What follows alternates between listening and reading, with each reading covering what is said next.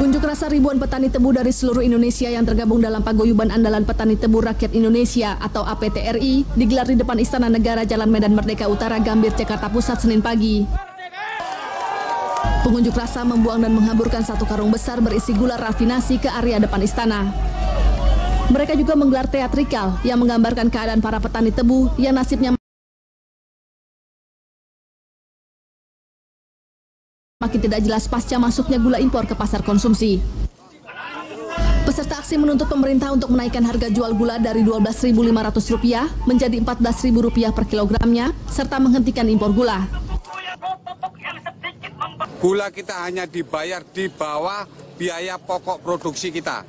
Petani kita merasakan bagaimana sengsaranya bercocok tanam tebu selama 1 tahun. Biaya pokok kami sudah di atas 10.000. Yaitu 10.670.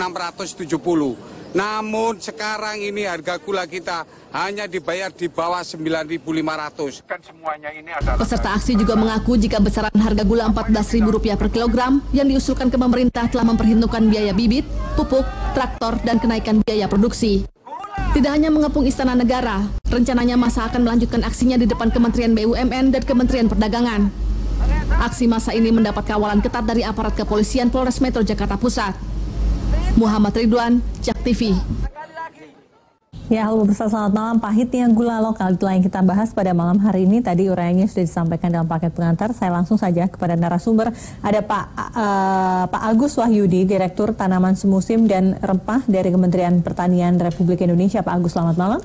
Kemudian ada Pak Viva Yoga, Wakil Ketua Komisi 4 DPR RI dari fraksi PAN. Pak Viva Yoga, selamat malam. Selamat malam. Saya ke Pak Agus dulu. Walaupun kalau kita bicara masalah impor ini, harusnya ada perwakilan dari Kementerian Perdagangan. Karena kebijakan impor atau tidak impor, begitu menyetop atau kemudian membuka keran impor terhadap apapun, itu larinya ke Kementerian Perdagangan. Tapi sebagai perwakilan dari pemerintah ini, Pak, serbuan gula impor ini membuat gula lokal menjadi tidak kalah bersaing seperti itu. Ini apa tanggapan dari pemerintah? Ya, sebenarnya untuk gula kristal putih yang dikonsumsi oleh rumah tangga itu kita membutuhkan sekitar 2,8 juta ton. Kemudian diproduksi oleh dalam negeri tahun 2016 itu 2,2 juta ton. Berarti memang masih ada disparitas begitu ya? Disparitas karena itulah keran impor dibuka. 600.000 ton yang diimpor dan disalurkan kepada masyarakat sebagai dari raw sugar diolah kemudian disalurkan sebagai gula kristal putih untuk konsumsi rumah tangga. Iya, ya. Untuk konsumsi ya, bukan untuk produksi ya. Ya, jadi kemudian sisanya itu sebenarnya ada gula rafinasi yang digunakan oleh industri. Nah, total itu sekitar 5,8 juta ton kalau dengan gula konsumsi rumah tangga. Jadi sekitar 3 juta ton gula rafinasi yang diimpor. Gitu. Jadi memang kita masih memerlukan tambahan gula impor untuk. Oke, memang ada fakta, memang kita masih memerlukan tambahan gula impor begitu. Tapi pertanyaannya adalah kenapa justru tetap membuka keran impor pada saat petani gula sedang panen begitu. Saya ingin tanggapan dari DPR. Yaitu kebijakan yang melanggar undang-undang karena impor itu diperbolehkan asal satu apabila bahan pangan dan bahan pangan pokok tidak dapat diproduksi di dalam negeri. Dua, apabila bahan pangan dan bahan pangan pokok bisa diproduksi di dalam negeri tetapi untuk cadangannya berkurang.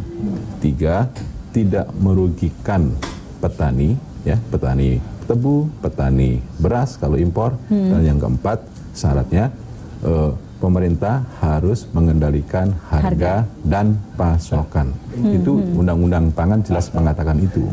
Nah, kemudian yang kelima, tidak boleh dilakukan pada saat panen atau menjelang panen. Itu ada aturannya seperti ada itu. Di Undang-Undang Pangan itu sudah ada seperti itu. Jadi kalau kemudian pemerintah melakukan kebijakan importasi pada saat panen raya atau dalam proses menjelang panen itu tidak boleh karena bertentangan dengan Undang-Undang Pangan. Tapi bahwa fakta memang ada disparitas antara kebutuhan dengan supply yang kemudian bisa disampaikan kepada masyarakat dari petani lokal, itu kan faktanya demikian begitu. Betul, jadi tapi dari mana lagi kalau tidak impor? Makanya kan problemnya sekarang itu kan kalau kemudian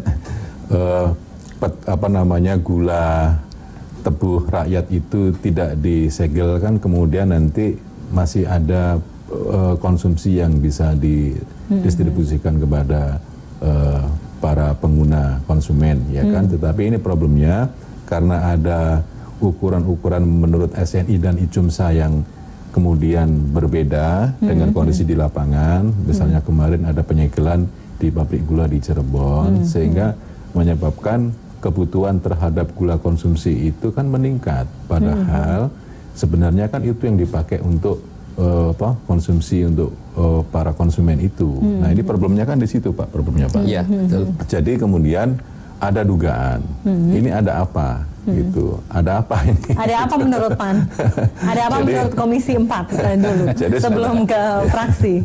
Kalau fraksi jangan-jangan nanti subjektif begitu ya. Ada apa gerangan? Jadi kalau menurut saya ini karena tata niaganya menurut saya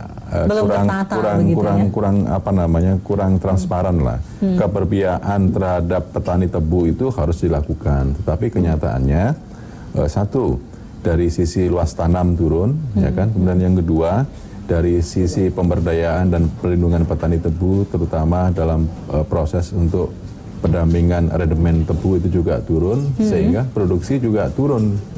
Artinya ada sebuah kebijakan dari pemerintah yang kurang serius untuk membantu, memberdayakan, melindungi petani tebu lokal. Baiklah, kita harus break dulu. Kita nanti akan bahas ada apa di balik penyegelan, begitu mengapa kemudian penyegelan dikaitkan dengan adanya impor gula pada saat panen. Bukankah aturan tersebut sudah lama, namun mengapa maraknya demo petani gula lokal baru terjadi belakangan ini? Kita akan kembali sesaat lagi.